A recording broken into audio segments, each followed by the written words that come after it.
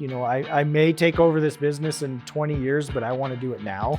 And so that's why I decided to just kind of branch out on my own and do my own thing. 2020 is by far the most challenging year, but the biggest year as far as growth too. So.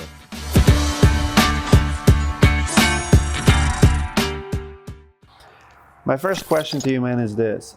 You told me earlier you always wanted to run a business. Now you've been running a business for the last 12 years. What would you call a myth now after you've been running business for years? What have changed in your perception of business? What myth about business did you believe in before you started? I don't think I knew it would be as hard as it is. I didn't know that I would have all the challenges that I have. I mean, I guess I kind of had this idea that, you go into business and you make lots of money and the biggest challenge is where do I want to spend it so I don't have to pay a bunch of taxes or something. But there's just there's no way I could have imagined that there's so many different aspects and facets to owning a business. I never could have imagined.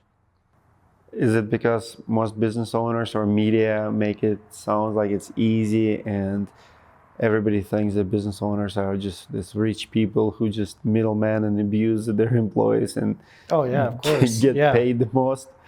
Yep. Talking about taxes, where do you spend your money to avoid paying too much?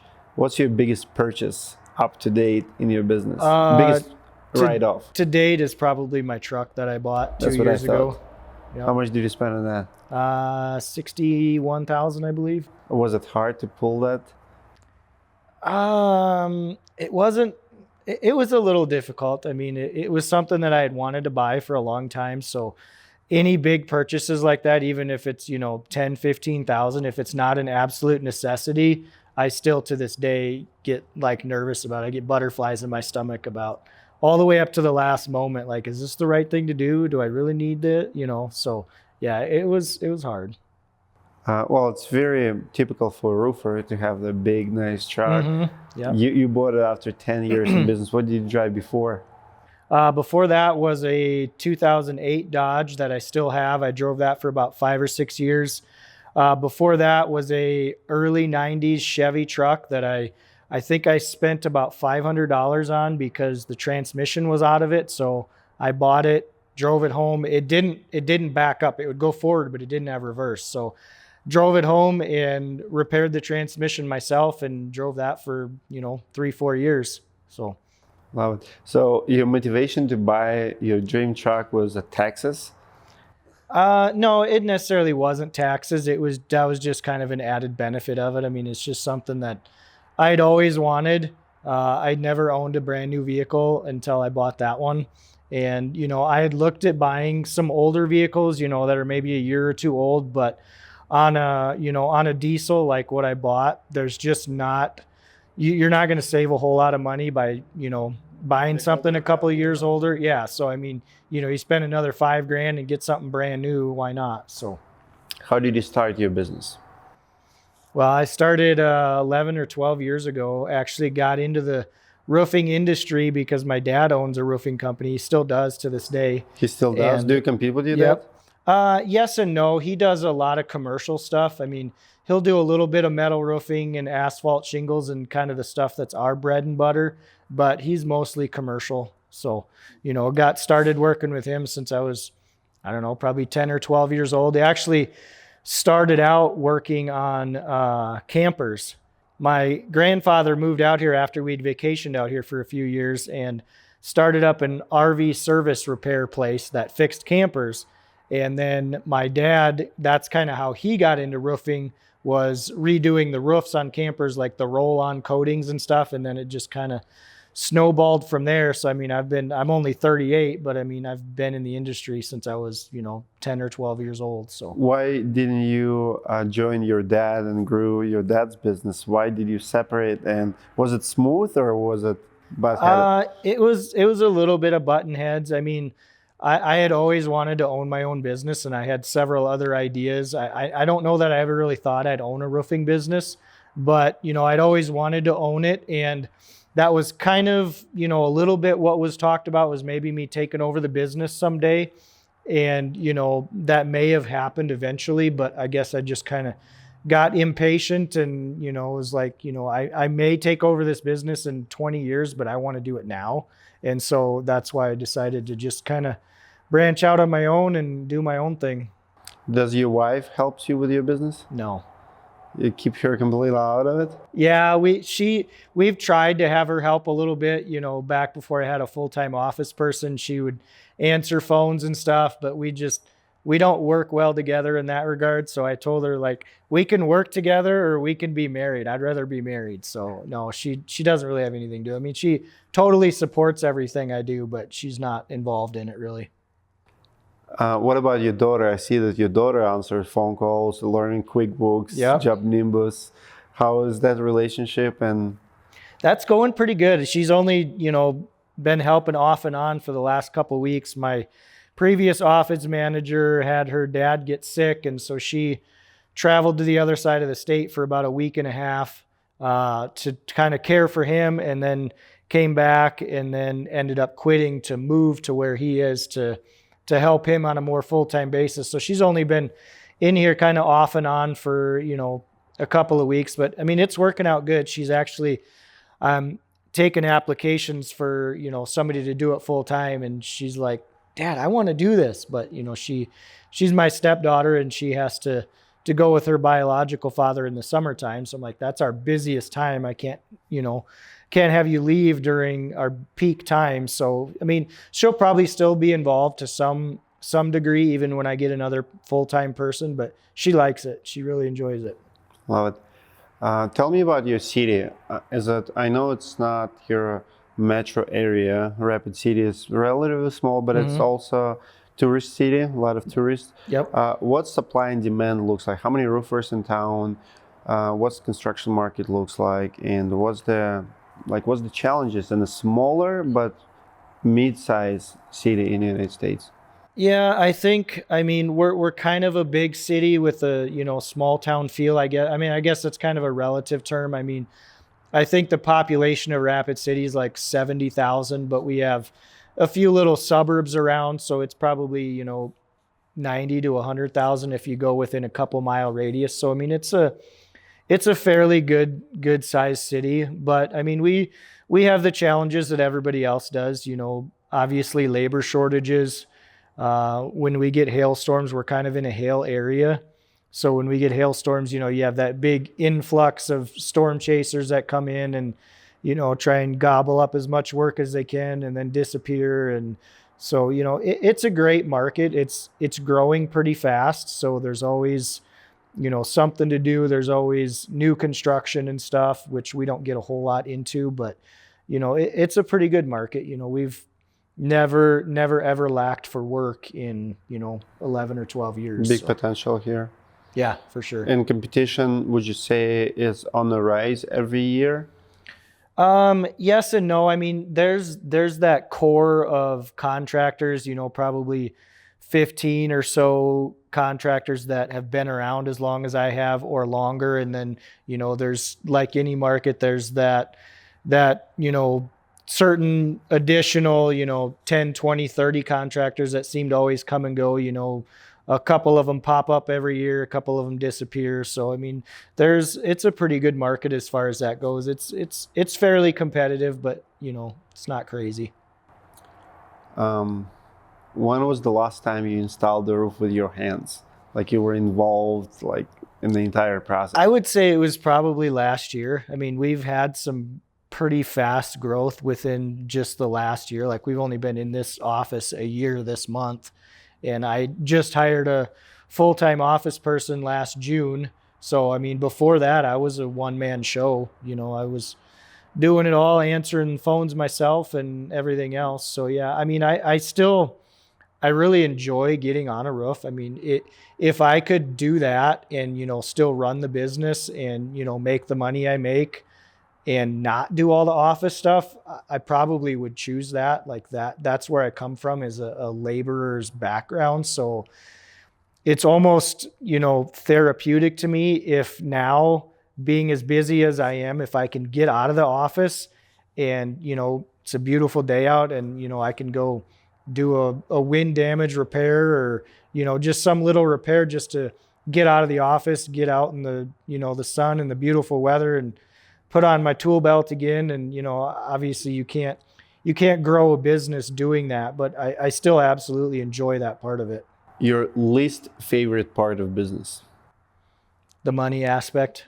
I'm not a numbers guy. I mean, I try to be, and I know that, I need to step up my game in that area, but it's just, my mind doesn't necessarily work like that. I mean, if there was one aspect that I could completely, delegate out to somebody else and have confidence that it's going to be done right and handled right, that would be the first one that like I accounting, hand off. payables, receivables. Yep, exactly. Yeah, just cash flow, all that kind of stuff. I don't like dealing with it, but I do. So Why do you think is that? It's important. You always wanted to run a business, but you don't like dealing with money. What gives? I don't know. Well, and I think, and maybe if it was more like my weird vision of running a business, and you just like had all kinds of money, and it was just like, where do I get to spend this at? It might be a different story. But I mean, when you're growing so quickly and you get, 3 huge hailstorms like we had last year, and you just have more jobs than you can really almost handle, cash flow becomes a huge issue. So it's not so much I don't like handling the money, it's that handling the money is really stressful. So I mean, I guess if it was easier, maybe I would like to do it more. How many times did you think about quitting your business in the last 12 years? Like walking away, throwing a towel, be done with I it? would say probably within the last 2 to 3 years, as we've started to grow so fast, and as I've had to start to delegate out tasks that I normally did, I've probably thought about it more then than I did in the previous 9 or 10 years. So you struggle with delegation? Yeah, I think so. Delegation, and then making sure that you're properly training that person for success. I mean, you can delegate stuff all you want, but if you're not teaching them how to do it properly, you're just setting them up for failure. So there's a lot that goes along with delegating. What shingles do you install and why? We install Malarkey shingles primarily. We did do a little bit of Owens corning last year. If Malarkey wasn't available, that would be my second choice. But I mean, we've installed them literally since day one. And actually, when I was working for my father's roofing company, that was kind of our secondary shingle. He's a Tamco guy. I'm not. But so, I've never had any issues with them. I'm a really loyal guy. So, I mean, if I find something that works and I don't have issues with it and the rep is good, there's just no reason in my mind to change. I don't want my customers to choose whether or not to hire me based on price. So I'm not going to choose what shingle I use or what supplier I use based on price. It's more about loyalty and customer service and that kind of stuff. So, maybe there's a cheaper shingle out there. I don't know, but I've really enjoyed installing them. Unlike most owners, up until the last couple of years, I've physically installed hundreds of roofs with Malarkey shingles with my own hands. I know how they lay nice and flat. I know how they're pliable. I know the nailing zone. So I have a really, intimate relationship with installing them, and I've never encountered anything to make me think twice about using them. What's the market share of Malarkey in South Dakota? Easy to find? It's pretty good, yeah. In South Dakota here, it's a fairly popular shingle, and I've watched it over the last 11 or 12 years really gain in popularity. And I think the fact that they have their standard shingle, they have their class 3 impact rated, and then their class 4, it just gives the homeowner a lot of options, like a good, better, best option, without having to look at different manufacturers. So yeah, they're definitely gaining in popularity around here. I've been watching you for a couple of years, and I know you've been in business for over a decade, but last few years you made a lot of changes. You got your warehouse. Like, what's the most changes you've done, and why did you make your changes? Tell me about your planning ahead and what drives you today. Why all of a sudden make dramatic changes? I see you start going to events. You came to our class. You came to Yep. a roofing process conference. You start YouTube channel. You're Yeah. definitely adapting. You're definitely, gaining your market share in the city. Today on the way here, we looked up in reviews. I typed in roofing on Google here, and your ad came up right there at the top. So you're spending money on marketing, advertising. What's your goals, and why are you changing so fast? Well, I mean, it's actually kind of a joke. I tell people, when they ask how long have you been in business, I tell them, 11 or 12 years, but it feels like 2 or 3, because the first 8 or 9 years, I didn't run it like a business. I just kind of ran it like a job. I was on every job, installing every roof. I'd get some people to help me, but I'd step away to answer the phone or have to call people back. I mean, I was just doing every single aspect of it. And that's kind of how my dad runs his business. He doesn't really do any advertising or anything like that. And he's still, in his 60s, he's still on the job a lot. And so that was my mindset. Like I didn't know any different.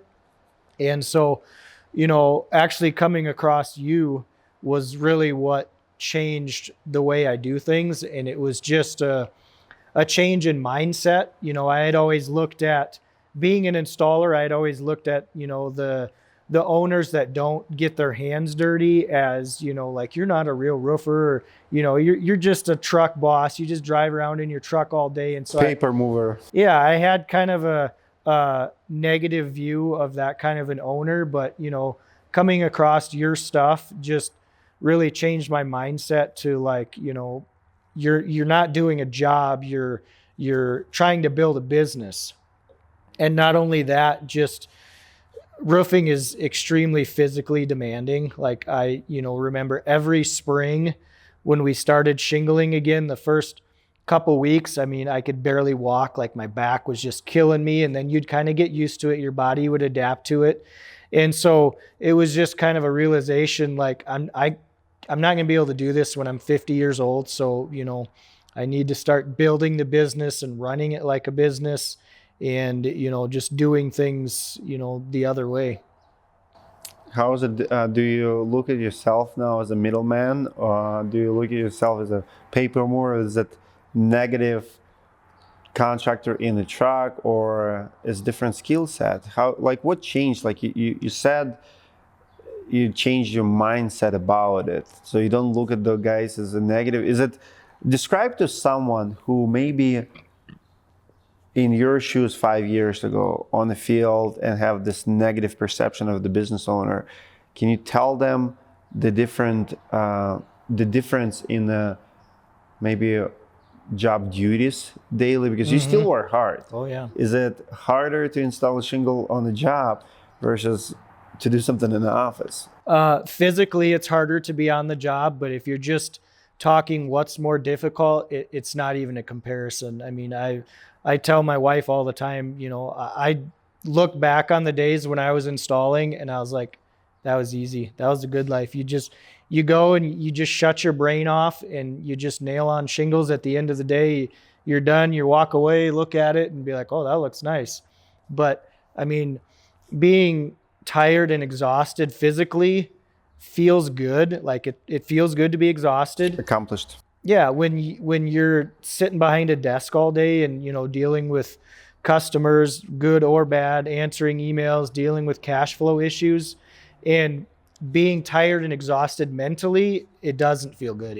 It's extremely exhausting and draining, and it doesn't go away. It's harder to rest and recuperate from the mental exhaustion than the physical. So it's 10 times harder than going out and nailing on shingles and shutting your brain off for the day. It's no comparison. And yet we get all the hate from those guys as we don't work hard. And I tell people all the time, I would rather go and install. Yeah, absolutely. I would rather go do physical labor because it's easier in a sense. It is. What was the hardest year for you so far? Probably 2020. 2020. It was definitely our biggest year as far as revenue goes and profit and stuff, but it was challenging because there were so many new things. Like we just moved into here in March of 2020. I just hired an office person in June of 2020, and we got hit with 3 hailstorms. So we got all these hailstorms. We got a new office we just moved into. I got a new office person I'm trying to train.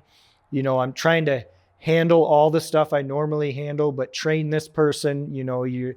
Your natural inclination is just to go out and sell as much as you can. And then, you sell, which is great. And then you run into production bottlenecks. So then you produce a whole bunch, and then you run into cash flow and collection issues. And it was just, it was a huge, huge year as far as just growing experience. It was crazy. There was times when I was like, I know we're going to get through this, but it's going to be tough. Like I told my office lady at the time, I was like, 2020 is like you telling somebody that you want to learn how to swim, but instead of them slowly teaching you, they just kick you in the deep end and you learn how to swim. Like I told her, we're not going to drown and die, but it's not going to be pretty. Like we're going to take on some water. So, and that's kind of what happened. We had a lot of struggles and challenges, and, some customers were upset we didn't get back to them fast enough on estimates, or we didn't, get to their job quick enough. So 2020 is by far the most challenging year, but the biggest year as far as growth too. So I guess they go hand in hand. Do you experience labor shortages more than before? I don't know. Like I said, we've grown so fast lately. We've only been subcontracting out a lot of our work the last couple of years. So I don't really have, a huge track record to go off of. I know when you get, one thing that I didn't really realize, I knew that obviously all the storm chasers come into town to sell jobs after a hailstorm. I didn't know how many subcontractors also come into town and try and get you to hire them. And so, that was a challenge to kind of filter through that and, find somebody that's going to do it right. And what's your business model today? Are you trying to go more after insurance claims or residential retail? How people pay you? Is it majority, cash deals, out of pocket, or insurance claims? Well, it really kind of varies depending on what our weather does. If we have a year or two without a hailstorm, which does happen, then the vast majority of our work is retail. Like last year when we got 3 hailstorms in one season, we're probably 90% or more retail. So it really just fluctuates with what the weather does. We don't necessarily go after one or the other. We just kind of take it as it comes. We're trying to get a little bit more into the commercial work just because it's a different type of customer. I've done some commercial work before, and I don't know if we'll ever fully transition into that, but it's definitely something we're trying to kind of get into a little bit more and, get a little bit more of that market share. I've seen you with a customer earlier today. You spent like almost an hour on the final walk, and you were very patient with them. Yeah. Would you call that customer picky or average, or? They're definitely on the pickier side, but that's kind of our target customer.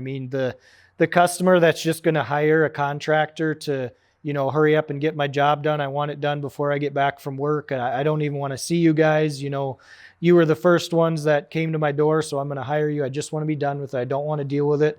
That's not really our ideal customer. Our ideal is, that customer that may be a little bit pickier. So you like that? You like the pain? I don't dislike it. Because they're usually, if somebody's that picky, they've usually, they've got the money to spend.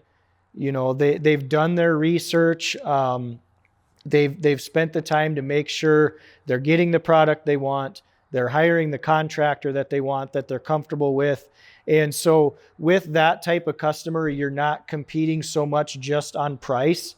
So it's kind of a trade-off. They might be, some people might think they're a little bit more difficult to deal with and take a little bit more care to deal with somebody like that. But, the educated customer that takes their time in making decisions is really our ideal customer. So, that's who we like, because we don't have to compete as much. We definitely don't have to compete on price as much, because they've done their research. They know what they want. They know how they want it done, and they're willing to pay to get that. So Why do you do siding? Siding is so hard. Like, it was painful to watch you. And I agree with everything you said about customer service. I'm that way. I'm like, the harder the clients are, my best clients are the clients who make me accountable for my work. I agree with it, but it's painful. You know, you do the job, you get paid, you ask them, what do you think? They don't care.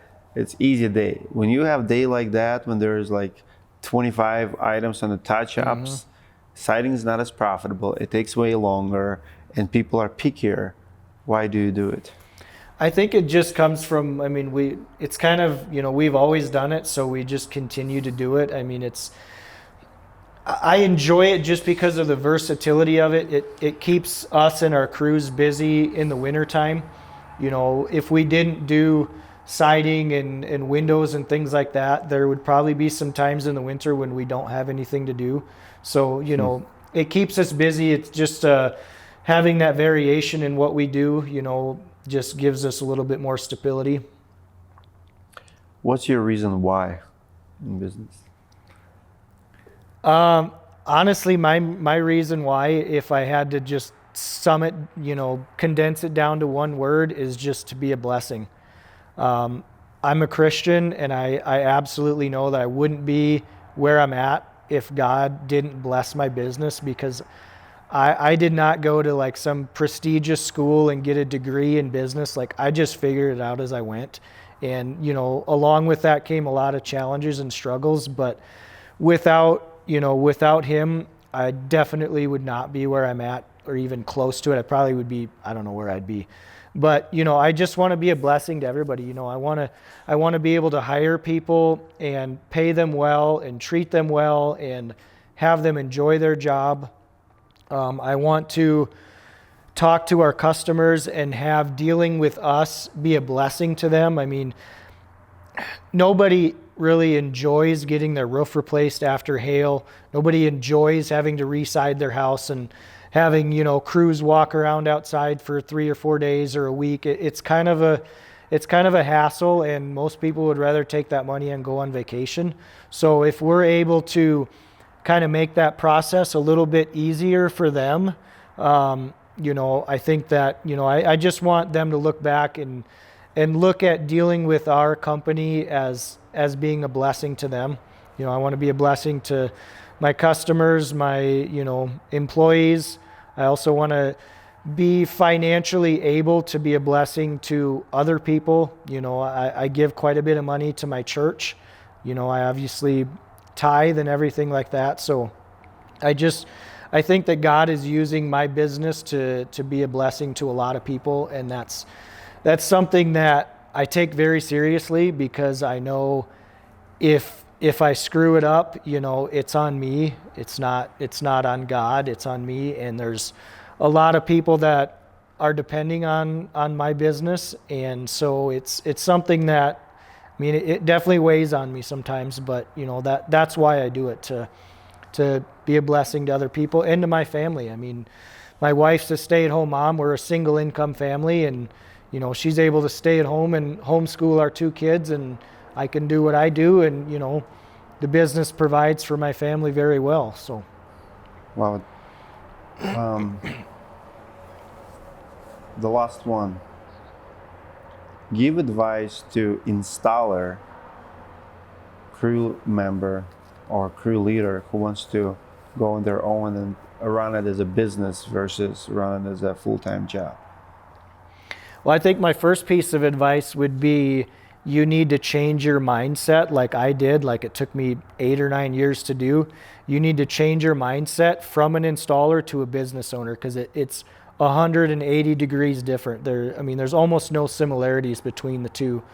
One is all physical, the other is all mental. So that would be the biggest thing, is just start changing your mind, changing the way that you think about things, and start looking at them from a different angle and not just installing. And just realize and prepare for the big change that it's going to be.